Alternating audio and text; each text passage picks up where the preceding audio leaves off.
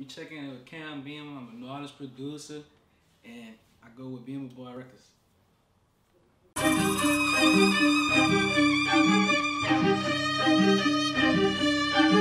If it ain't Petra, it ain't special.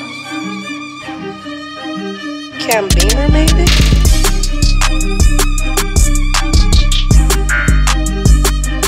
So you ain't work with some of the hottest rappers in New Orleans. That includes Nino Calvin, LaBezo, Weed Junkie, Pusha, Zelly Lavelle, the Glen Weed, G4 Treaty, and the list just goes on and on.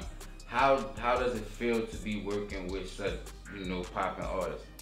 I mean, it feels good. Like, I knew a lot of them before, like music, all music do, but we just create vibes, do what we do.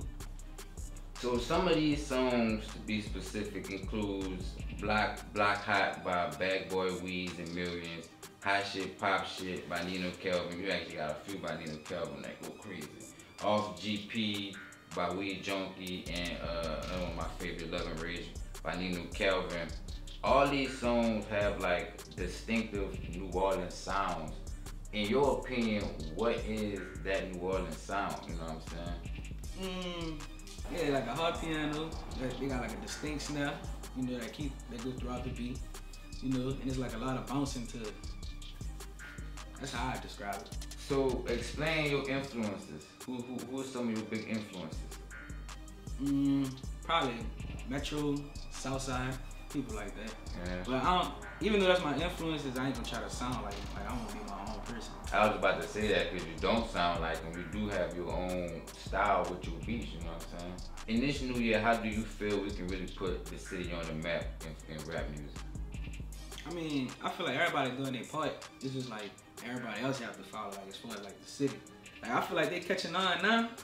Cause like last year, I ain't gonna lie, everybody put a lot of work in, even with the corona and whatever, but I know for sure this year gonna be different. Like I think everybody playing their part for sure. So you said everybody else gotta play that part. As far as like supporting wise, cause I feel like they rock out to somebody from out of town and grasp for them when they come down here. And they ain't even all that popular. When you got somebody down here that's really doing numbers, you don't even support them. That's one of the biggest problems in the city. Why do you think that is a problem? Is it because the city's small and it's got a lot of shit going on? People just like, why do you think that people so hesitant to support somebody that's still around the block from them? You know what I'm saying? Well, what I noticed, the more you make yourself accessible, the less you value. So that's one of the reasons. And like you said, they got a lot of stuff going on in the city. So that's another reason. But I don't know. It's weird to me. I guess because they feel like the local tag, I guess. You actually had a couple songs to chart. How did that feel? I mean, it felt good in that moment, but then like, I gotta come back to reality. Like, I still got a lot of work to do because they got way more I want to do. Like, I want plaques, Grammys, all that. So you don't let it make you big head? Not at all. So after that whole Cash Money and No Limit era, you hear me? Commercial success in the city dwindled. Why do you think that happened? Well, from what I heard, Beemer and Master P, they finessed the rap game with the splits and percentages. So I feel like that's one reason. So I feel like we kind of blackballed. And like, I don't think nobody really came back to like come grab some people from down here either. So that's another reason too. So I just feel like the door's kind of shut, but I feel like somebody's gonna knock it down eventually. Right. Shit, we can knock it down this year. So you ain't work with various different New Orleans artists. What makes New Orleans artists unique? A lot of them don't sound the same at all. Like, I feel like the old New Orleans sound is nothing like the new one. Like, we could try to bring it back, but I feel like, it ain't gonna be that. Yeah. I feel like everybody in their own lane. Like, I can't, all the artists I work with, I feel like none of them sound the same at all. And they really don't. What's some good advice that stuck with you that you received being in the industry?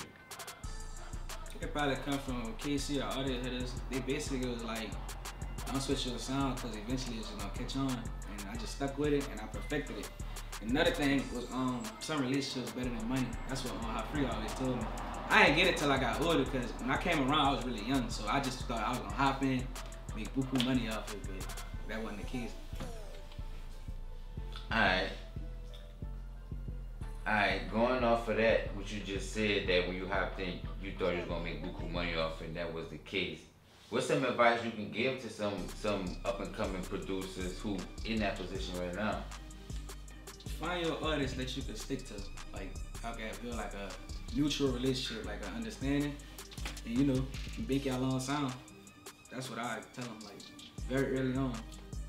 So you would rather work with artists personally and build something together rather than just say like you sell somebody a beat and then they just go do their own thing with it. Yeah, I see that, because I done sold beats before, and the songs I got back wasn't really, you know, so it's basically like I kind of sold myself short, because the song not gonna go nowhere, because if the quality not good, because I feel like that's the first thing that's gonna catch the listener ear. So I feel like if you got that mutual understanding with an artist, they understand like it's really art, like it's really, you know. Right. When did you know that you wanted to be a producer? When was the moment that you was like, I'm gonna go hard with this? I mean, I used to see my daddy do it when I was little, but like, you know, it's just something like you just see, like, I'm on the game, so. But then like, I feel like it found me on some stuff that like, I never really just woke up and be like, dang, I just want to make beats. And when I told everybody I did, they was like, man, you playing. I just stuck with it, so. And then like, when I went to the studio, I was like, this is really what I wanted to do. Like, so I stuck with it and kept going. So you said your dad made beats too? Not really, he was more like a singer or some stuff. Oh, yeah. He never really dropped nothing like that. Right. But you always had a musical influence on your life, you know? Yeah, I was in a band and all. Yeah, so what like, band you was in? Man. You used to march? Yeah, I played tenor. Yeah. How many tracks behind Nino Kelvin's Expecting Karma did you produce, and what was the creative process behind that piece of work? Did you just send him the beats, or did he send you like a vibe and you just make the beats based on that vibe? You know what I'm saying? You can explain to us how that came about? On Expecting Karma, I did 8 out of 14. It was a process behind it, because we worked on Treaty Tape too. Shout out to Treaty. I did that with some of the gang out of BBR, and it was in between that, and I just sent him out through email, but I hit him up on the phone and stuff. You know, he'd tell me which way he want to go with it. But Expecting Karma, you know, it was like it wasn't all the way hype, but it was on some hype stuff. Like, yeah, I feel like it was a versatile tape. He had a lot of like a lot of songs for ladies on there too. You hear me? It wasn't just like some street shit. You know what yeah, I'm I feel like he was basically getting his feelings out. But you know, probably next year he'll probably be on some straight English. Right. So you mentioned BBR. Who is BBR? You know what I'm saying? That's Beemer Boy Records. We got Delion Amazing. We got EJ. We got Legion. We got Pound Got It. We got Audio Hitters. You know, we got Dividends. So is it a collection of producers from around the city? Are y'all friends? Or y'all just trying to form some super coalition? What's that with that? Because I know a couple of them. I Highlight Dividends, Pound Got It. Yeah, a couple of them I know, you hear me?